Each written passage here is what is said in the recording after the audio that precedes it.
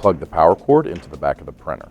In this video, we'll be setting up the machine via a network cable. Remove the storage plug from the network input port. Push the network cable into the network connector until you hear an audible click.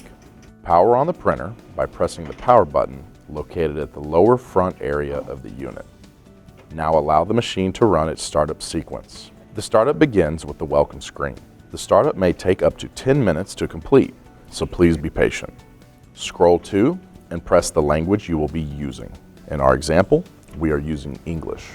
Select Next. We will now see the message, "Is this device managed by administrator?"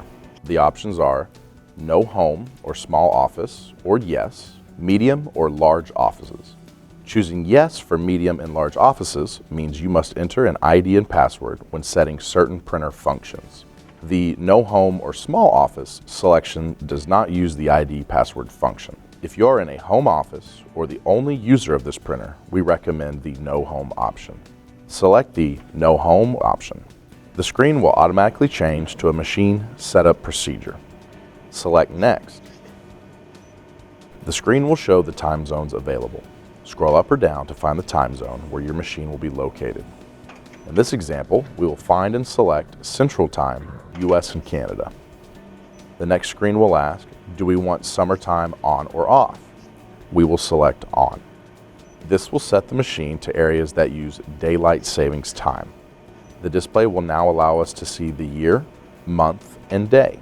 Assure that it is correct and press on the Next button. We will be skipping the email option, so select Skip for now.